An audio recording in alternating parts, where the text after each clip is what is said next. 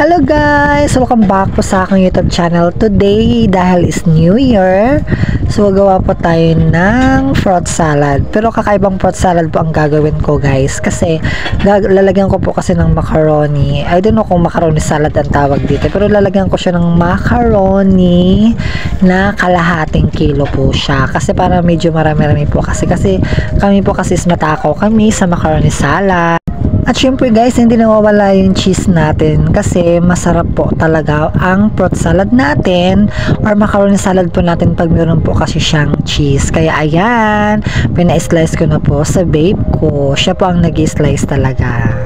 At syempre guys, ayan, pinapalambot na po natin yung macaroni natin kasi kailangan po talaga siyang palambutin muna natin siya para mamaya dire-diretso na po yung halo-halo natin. So yan lang po ang nagpapabagal para sa akin pag gumagawa tayo ng macaroni salad kasi ayan, ilalaga pa po yan talaga natin.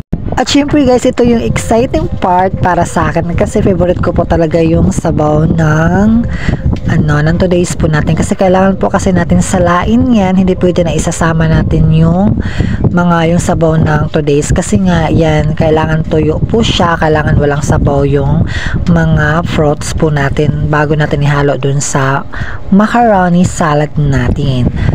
O diba, dito na yung lola nyo, sarap na sa sabaw ng today's. Totoo lang guys, bata pa lang kami, nasanay na talaga ako ng ganyan. Every time na magluluto po yung mama ko ng macaroni salad, ayan po, talaga nauna na ako yan. Kinukuha ko na talaga agad yung sabaw ng today's, ng fruit cocktail po natin. Kasi nga, masustansya po yan. Kasi sabaw nga yan ng mga prutas, so mahalaga yan sa atin. Ayan guys, ito na po yung mga sangkap natin. So nagawa na po natin yung pinakuluan natin na macaroni. So ayan, okay na po siya. And then meron na po tayong condensed dyan. 3 po yung binili ko guys. And then yung today's. And then ayan po yung cheese po natin. So kailangan po talaga na meron cheese. So haluin na po natin siya dyan guys. Ayan. So napaka-importante po talaga ang cheese kasi para mas creamy po yung macaroni salad natin. So, hindi po talaga nawawala yan. And then, the next po natin is yung condensed natin. So, ayan po guys, ang nilagay ko po na condensed dyan is 3. So, dapat talaga 2 lang siya kasi gusto ko kasi maglagay every time kasi kami dati, nasasanay na kami na bawat gawa namin po ng macaroni salad, meron po talaga kaming mayonnaise.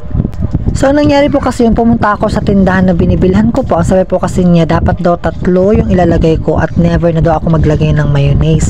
So, doon po ako nagtaka. Sabi ko kasi medyo mahal kasi ang mayonnaise. So, ang sabi naman nila, 3 gatas na lang doon na condense ang ilalagay mo. Hindi na daw ako maglalagay ng mayonnaise. So, ayun po guys. So, ang ginawa ko po, sinunod ko lang po ang ginawa niya kasi never man na kami nakatry talaga na walang mayonnaise yung macaroni salad. So, ayan, try po natin siya ngayon na wala siyang mayonnaise. So, 3 lang din po ang ginamit ko dyan. 3 condensed lang. Ayan, next na po natin yung itong natin, yung fruits po natin, yung today's po ang ginagamit ko guys kasi yung dapat fruit cocktail kasi medyo mura lang, pero ika nga nakatry na kasi ako, mas maganda kasi pag today's guys kasi yung today's kasi yung mga fruits po hindi po siya lata, hindi durug-durug sa loob, unlike po sa ibang fruit cocktail kasi yung mga mumurahin lang idurog po kasi sa loob kaya medyo nakaka-disappoint po siya. So much better talaga na today's para yung po natin maganda. So, ayun guys. Thank you for watching. Sa dano po tayo. So, mix ko na lang po yan. Thank you for watching guys. Bye!